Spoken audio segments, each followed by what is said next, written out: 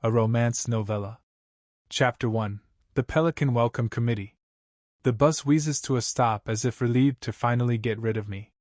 I step onto the cobblestone sidewalk, and the air that hits my face is warm, salted, and unapologetically alive. Bahia del Viento smells like ocean spray, fried fish, and fresh beginnings, which is terribly ironic, considering I came here because my life collapsed so spectacularly it deserves its own tragic-themed song. I set my single suitcase down. It's dented, one wheel squeaks, and it somehow manages to look more defeated than I feel. Pastel houses lean toward one another in a crooked row, as if gossiping about me already. There he is, the new guy. Poor thing. Look at those shoes. He won't last a week. And honestly, they might be right.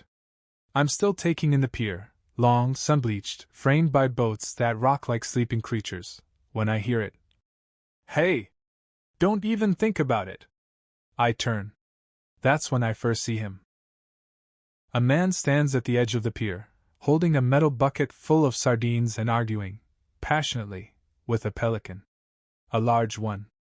A feathery menace with a beak like a weapon. You already stole two! The man shouts. The pelican makes a noise that sounds suspiciously like backtalk.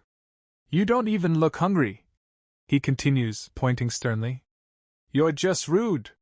Something in me, fragile, bruised, exhausted, cracks in a different direction than usual. Instead of breaking downward, it breaks sideways, into laughter. Real laughter. The kind that shakes something awake in your ribs. The man whips around, startled by the sound. And then he smiles. Sunlight touches his face like it knows him personally. His hair is windswept in a way that can only be achieved by living near the sea long enough for the wind to adopt you. His skin is sun-kissed, his eyes warm, dark and deep, like tide pools that hide secrets. You new in town? He asks. Is it that obvious? I say, still trying to breathe through my laughter. Well, he eyes my shoes again, black leather, city-worn, completely wrong for a seaside village. You're dressed like someone who's afraid of sand. He walks toward me with the confidence of a man who has lived his entire life in the same radius and knows every creak of wood, every shift of tide. When he reaches me, he extends his free hand. I'm Alvaro. His hand is warm. Rough palms, calloused fingers. Honest hands. I pause, suddenly aware that saying my own name feels like introducing a stranger. But I manage to get it out. And you? He asks, head tilted in curiosity. What brings you to Bahia del Viento? I could lie. I could say I'm here on vacation. I could say I'm working remotely.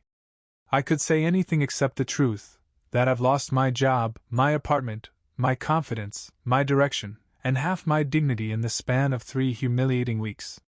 So I say the safest version of the truth.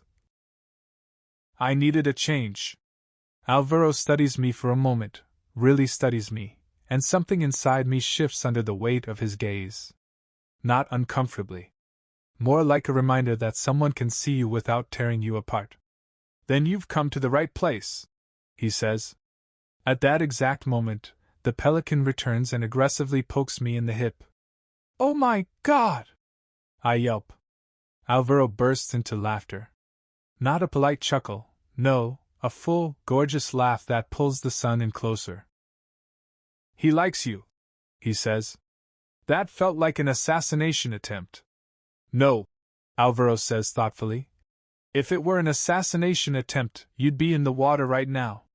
Before I can decide whether he's joking, the pelican steals a sardine from the bucket and takes off. Hey! Alvaro calls out after it. We talked about this. I'm not sure what's funnier, the pelican sprinting away with its stolen fish or the fact that Alvaro seems genuinely betrayed. He turns to me again, brushing hair out of his eyes. Come on, he says. Let me show you the town. Just like that, as if it's the easiest thing in the world, he invites me into his orbit. I hesitate, only for a second.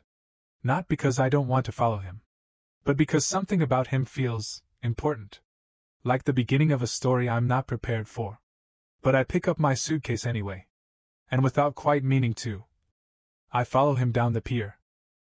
Toward the pastel houses and the scent of salt and something like hope. As we walk, he says, "Don't worry. The pelican only bites people he likes." "I feel so honored," I reply dryly.